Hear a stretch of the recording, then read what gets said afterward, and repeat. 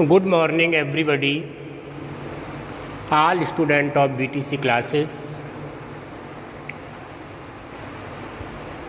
कल अस्वस्थता के कारण क्लास थोड़ी आपकी डिस्टरबेंस हो गई थी, तो परसों गुप्तकालीन साहित्य का हम लोग अध्ययन कर रहे थे।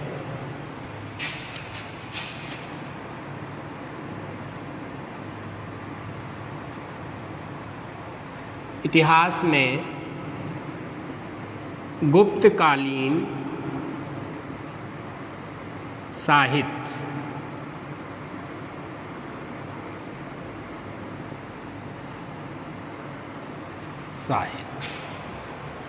और गुप्तकालीन साहित्य में पहला था ऋतु संहार,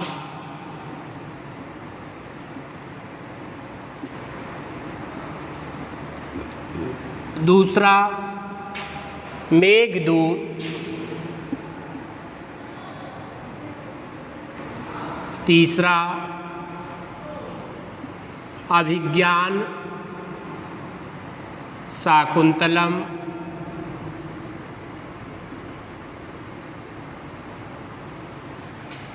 चौथा मालविकाग्निमित्र,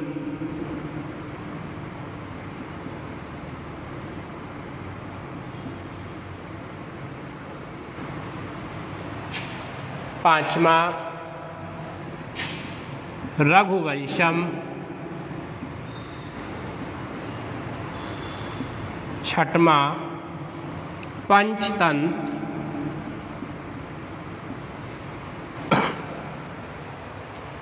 ये आपके सभी गुप्त काल के साहित्य हैं।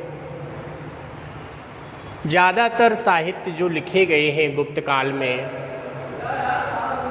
वो कालिदास के द्वारा लिखे गए हैं। किसके द्वारा लिखे गए हैं? कालिदास की रचनाएं हैं, कालिदास के द्वारा लिखे गए। इसके बाद अब चर्चा आती है गुप्त काल का खगोल शास्त्र और विज्ञान। खगोल शास्त्र एवं विज्ञान।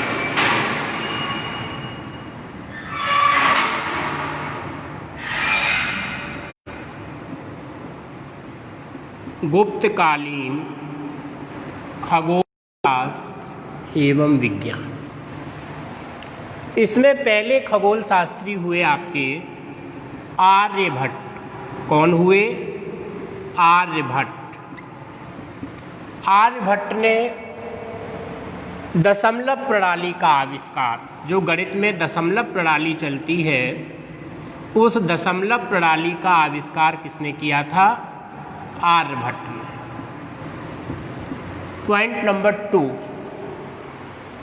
सबसे पहले आर्यभट्ट ने ही ये बताया था कि सूर्य केंद्र में है और पृथ्वी सहित अन्य ग्रह इसके चक्कर लगाते हैं। तो ग्रहों की गति के नियम, ग्रह कैसे सूर्य की परिक्रमा करते हैं, ये आर्यभट्ट ने दिया। ग्रहों की गति, इसके बारे में सबसे पहले किसने बताया? आर्यभट्ट ने बताया। तीसरा पॉइंट आता है त्रिभुज के क्षेत्रफल का सूत्र। त्रिभुज के क्षेत्रफल का सूत्र किसने दिया? आर्यभट्ट ने। गणित को खगोल शास्त्र से अलग करने का कार्य खगोल शास्त्र, ये किसने किया? आर्यभट्ट ने। और इनकी 2 रचनाएं हैं आर्यभट्ट की। पहली है सूर्य सिद्धांत, सूर्य सिद्धांत, और दूसरी है आर्यभट्टियम,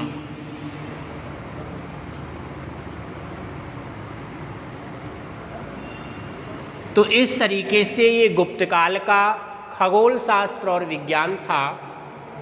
इसमें पहले थे आपके आर्यभट्ट, दशमलव प्रणाली का आविष्कार किया, ग्रहों की गति, त्रिभुज के क्षेत्रफल का सूत्र, गणित को खगोल शास्त्र से अलग किया और दो रचनाएं की, एक को सूर्य सिद्धांत और दूसरे को आर्यभट्टियम के नाम से जानते हैं। दूसरे आपके खगोल शास्त्री या गणितज्ञ हम कह सकते हैं, दूसरे हुए आपके वारहमेहर। कौन से हुए सेकंड नंबर पे? वारहमेहर।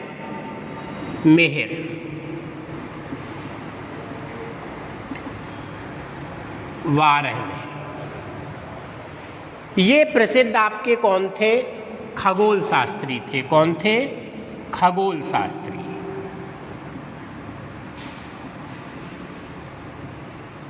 दूसरा पॉइंट इसमें, जन्म मध्य प्रदेश उज्जैन के पास कायथा नामक स्थान पर। इनका जो जन्म हुआ था वो मध्य प्रदेश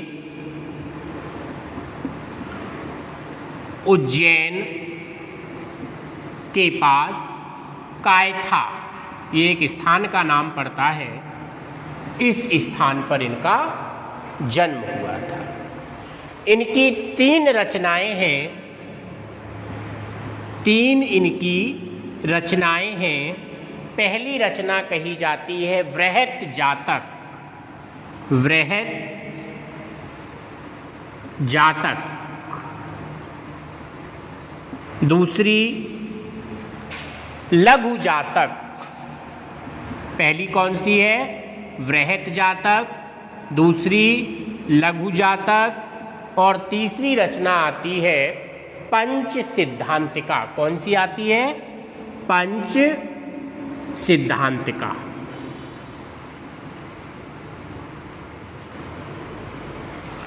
तो दूसरे वैज्ञानिक आपके को, दूसरे खगोल शास्त्री कौन हुए? वारहमेहर। इनका जन्म मध्य प्रदेश में उज्जैन के पास कायथा नामक स्थान पर हुआ था। इन्होंने 3 रचनाएं की, जिसमें पहली रचना वृहत जातक, दूसरी रचना लघु जातक और तीसरी रचना को पंच सिद्धांतिका के नाम से जानते हैं। आगे बढ़ते हैं अब।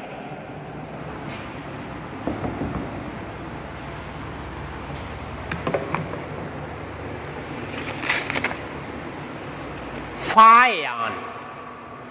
ये फायान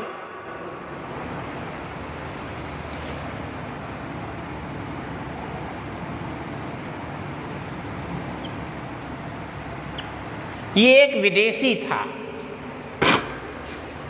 चीन से आया था भारत में भ्रमण करने के लिए। किसके लिए आया था? भ्रमण करने के लिए आया था। चीनी यात्री था और लगभग 7 वर्ष तक अपनी बुद्धिता, अपनी विवेकता के बल पर इसने भारत पर राज्य किया। फायान ने कितने वर्ष तक भारत पर शासन किया? 7 वर्ष तक। कितने वर्ष तक किया? 7 वर्ष तक शासन किया। इसका मूल नाम क्या था? कुंग था। इसको किस नाम से जानते हैं? कुंग के नाम से जानते हैं।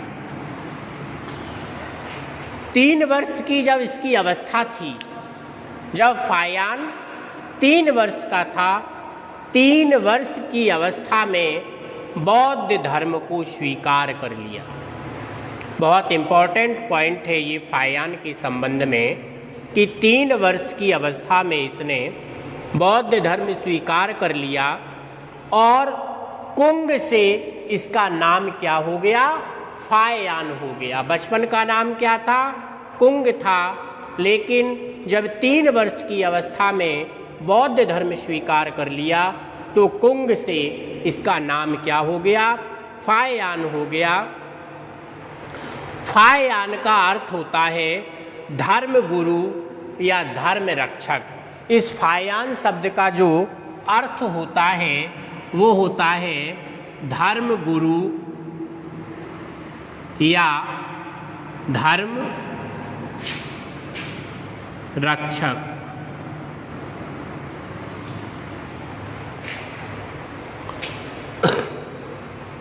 इसने बौद्ध धर्म अपनाने के बाद बौद्ध धर्म के जितने भी धार्मिक स्थल हैं भारत में, जो बौद्ध धर्म से संबंधित है, हर धर्म के स्थल अलग अलग हैं, तो बौद्ध धर्म के जितने भी धार्मिक स्थल हैं उनकी यात्रा की और बौद्ध ग्रंथों का अध्ययन किया। इसका भारत आने का मूल उद्देश्य यही था, बौद्ध धर्म का प्रचार,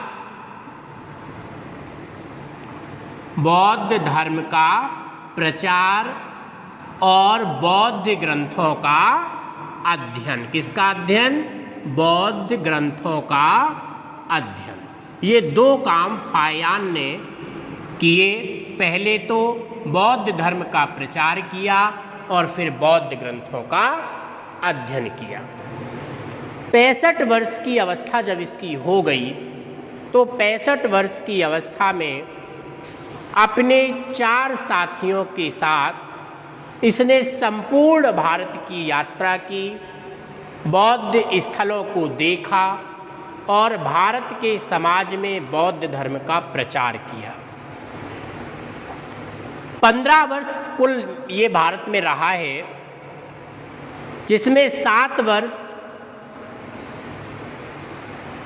भारत में, 3 वर्ष पटना में संस्कृत का अध्ययन करने के लिए। 15 वर्ष की इसकी कुल यात्रा थी। 15 वर्ष बाद ये वापस चीन चला गया था, और 15 वर्ष में 7 वर्ष का समय जो इसका था वो भारत में बीता। 3 वर्ष पटना में संस्कृत का अध्ययन किया और शेष जो समय है वो भारत भ्रमण में, बौद्ध धर्म के प्रचार में, बौद्ध ग्रंथों के अध्ययन में, इसमें इस प्रकार से उसके 15 वर्ष व्यतीत हो गए। इसके बाद बंगाल में एक बंदरगाह पड़ता है ताम्रलिप्ति, आज भी है बंगाल का वो बंदरगाह ताम्रलिप्ति। इस बंदरगाह से होकर के जावा, सुमात्रा होता हुआ वापस चीन चला गया। तो ये फायान कौन था? चीनी शासक था जो बौद्ध धर्म के प्रचार और प्रसार के लिए भारत आया था। बात क्लियर हुई? अब इसके बाद आता है गुप्त काल के पतन के कारण। गुप्त काल का पतन कैसे हुआ? आखिर क्या ऐसे कारण रहे कि एक तरफ गुप्त काल को हम स्वर्ण युग के नाम से जानते हैं, दूसरी तरफ गुप्त काल का पतन हुआ? तो इसका ऐसा क्या रीजन रहा? पहला रीजन था हूणों पर आक्रमण। हूणों पर आक्रमण।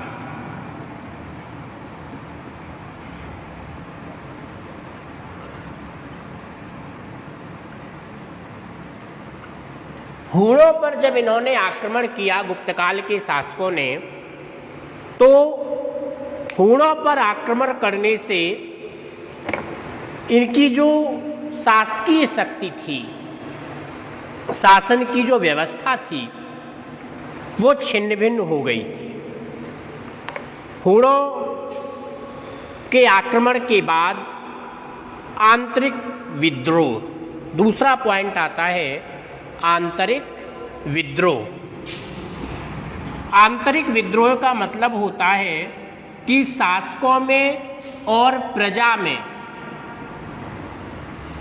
आपस में मनमुटाव हो जाना, अपनी ही प्रजा में विद्रोह हो जाना। जब आंतरिक विद्रोह प्रारंभ हो गया तो साम्राज्य जो है वो कमजोर पड़ने लगा। कई गुट बन गए, कई नियम बन गए, अपनी अपनी मनमानी होने लगी। तो आंतरिक विद्रोह से साम्राज्य की जो शक्ति थी वो आपकी कैसी हो गई? कमजोर हो गई। और जब शक्ति कमजोर हो जाती है किसी भी शासन की, तो उस शासन में जो साम्राज्य होता है शासक का, वो नष्ट होता है। बात क्लियर हुई? तीसरा पॉइंट आता है साम्राज्य की विशालता। साम्राज्य की विशालता, बड़ा साम्राज्य, विस्तृत साम्राज्य। कई क्षेत्रों को घेरने वाला साम्राज्य। ये साम्राज्य की जो विशालता थी, ये भी गुप्त काल की एक पतन होने में सबसे बड़ी भूमिका अदा करती थी। साम्राज्य इतना विशाल था कि गुप्त काल के बाद जितने भी शासक हुए हैं वो इस साम्राज्य को संभालने में असमर्थ रहे, साम्राज्य को संभाल नहीं पाए और साम्राज्य के कई भागों पर विदेशियों के आक्रमण हुए। इसके बाद उत्तराधिकार का युद्ध। चौथा पॉइंट आता है उत्तराधिकार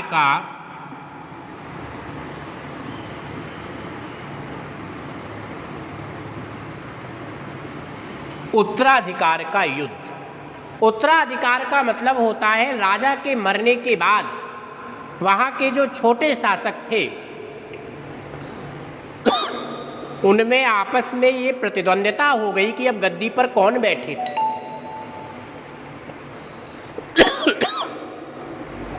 गद्दी पर बैठने के लिए आपस में संघर्ष शुरू हो गया। तो चौथा पॉइंट क्या आता है, उत्तराधिकार के लिए युद्ध। जब अपनी अपनी मनमानी होने लगी, युद्ध होने लगा, तो साम्राज्य का फिर धीरे धीरे विघटन हो गया। नेक्स्ट पॉइंट आता है आर्थिक समस्याएं। पांचवा क्या आता है, आर्थिक समस्याएं।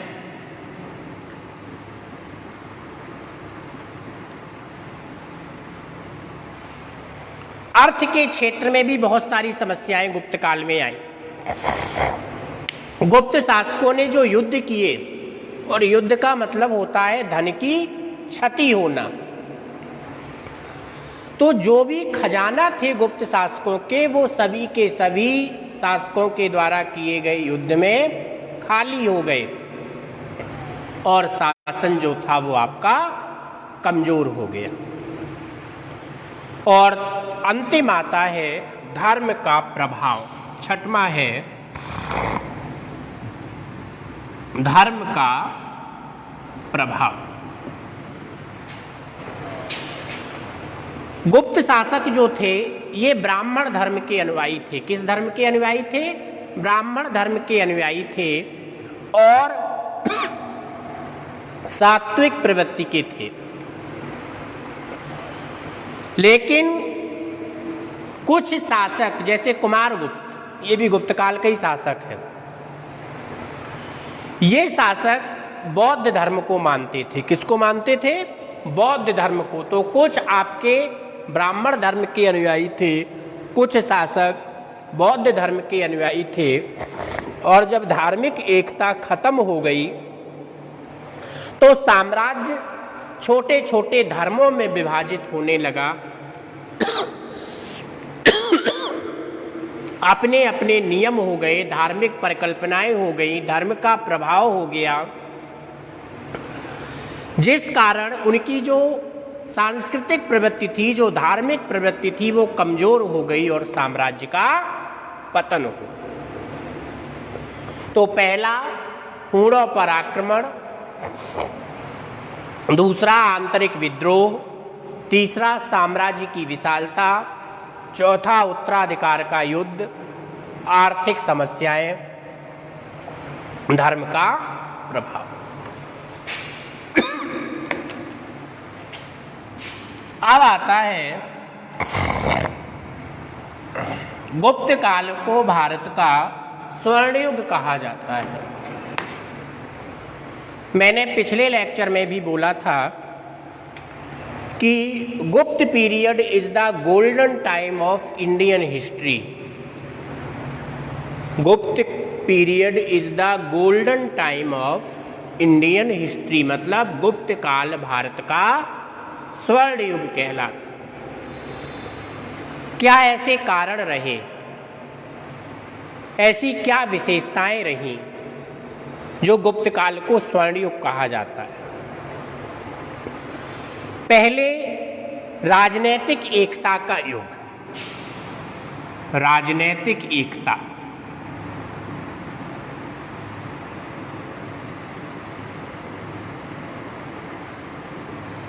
गुप्त काल के जो राजा थे उनके मत, उनकी भावना, उनकी सोच, उनकी विचारधारा ये एक थी, मत अलग अलग नहीं थे। शासन व्यवस्था के जितने भी सिद्धांत थे वो एक थे। इसलिए क्या हो गई, राजनैतिक एकता थी।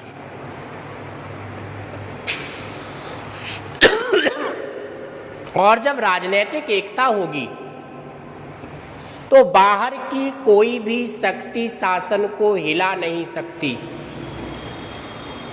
दूसरा पॉइंट आता है शांति और सुव्यवस्था।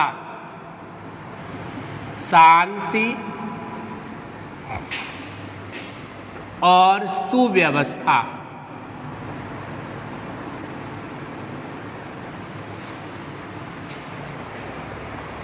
शांति और सुव्यवस्था में गुप्त काल के साम्राज्य में कोई भी राजा ऐसा नहीं था जो समाज को अपने क्रियाकलापों से या किसी अन्य कारण से नुकसान पहुंचाता हो। समाज के जितने भी वर्ग थे सबका जीवन आनंदमय था, लोग उन्नतिशील शिखर पर थे। तीसरी चीज साहित्य की उन्नति। साहित्य की उन्नति। गुप्त काल में जितने भी साहित्य अभी मैंने पहले पढ़ाए हैं वो सभी गुप्त काल की ही देन है। तो साहित्य की बहुत उन्नति हुई। इसी के साथ विज्ञान की उन्नति। किसकी उन्नति? विज्ञान की उन्नति।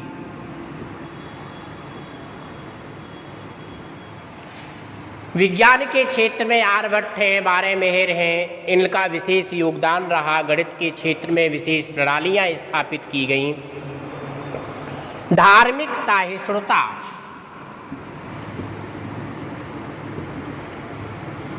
धार्मिक सहिष्णुता।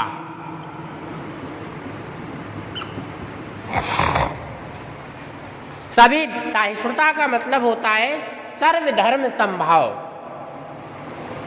सभी धर्मों को बराबर का हक मिलना, सभी धर्मों का बराबर सम्मान होना और सभी धर्मों का समाज पर बराबर प्रभाव पड़।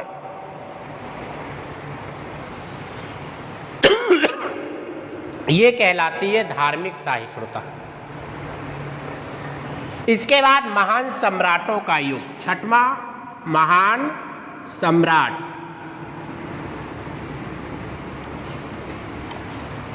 जितने भी शासक हुए हैं गुप्त काल में महान सम्राट थे वो। शासन व्यवस्था अच्छी थी तो राजनैतिक एकता, शांति और सुव्यवस्था, साहित्य की उन्नति, विज्ञान की उन्नति, धार्मिक सहिष्णुता और महान सम्राट। इस सब कारणों के कारण गुप्त काल भारत के इतिहास का स्वर्ण युग कहलाता है। बात क्लियर हुई?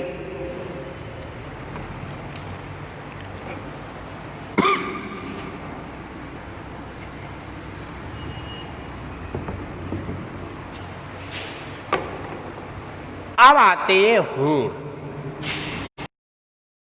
अभी आपने ये हूण थे कौन?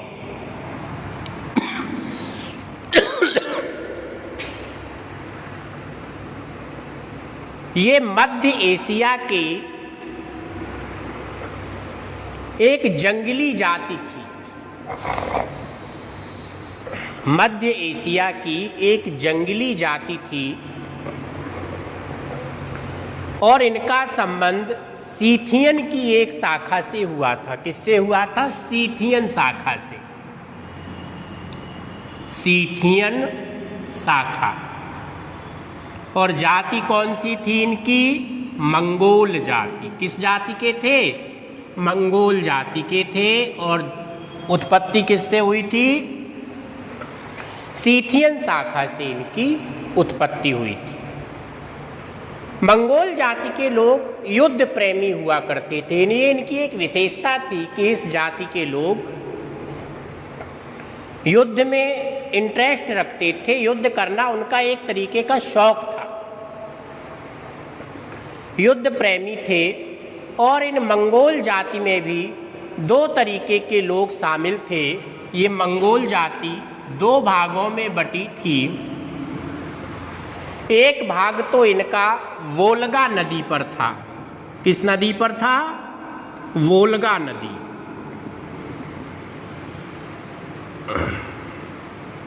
और दूसरा भाग उनका जो था वो वक्षनाद पर था। तो मंगोल जाति जो थी हूणों की, ये दो भागों में बटी थी। एक भाग वोल्गा नदी पर, दूसरा वक्षनाद पर। अब हूणों का भारत पर आक्रमण।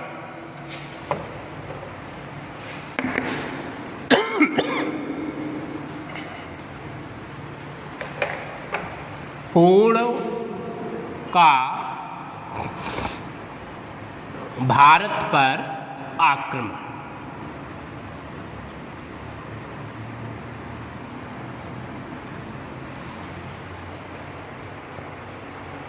पहला आक्रमण हूणों का हुआ 458 ईस्वी में। 458 ईस्वी में पहला आक्रमण हुआ। और उस समय शासन किसका था? कुमारगुप्त का। कुमारगुप्त के शासन में 458 ईस्वी में पहला आक्रमण हुआ हूणों का। लेकिन कुमारगुप्त के पुत्र थे स्कंदगुप्त। इन्होंने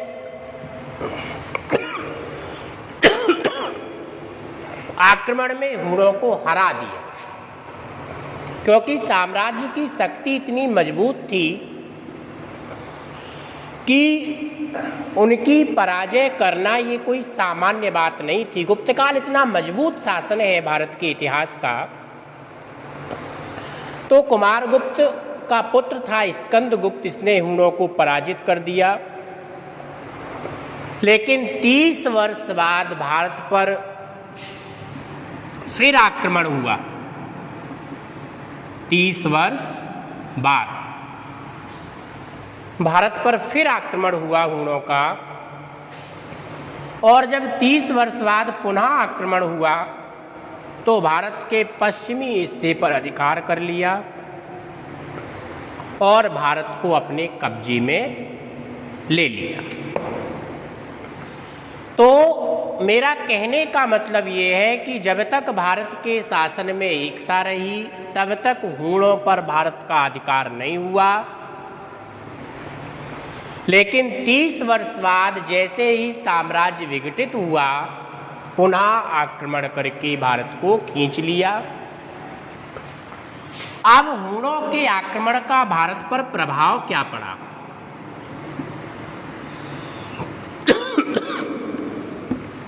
प्रभाव, ऐतिहासिक विनाश। ऐतिहासिक विनाश। जो ऐतिहासिक व्यवस्था थी वो छिन्न भिन्न हो गई, राजनीति छिन्न भिन्न हो गई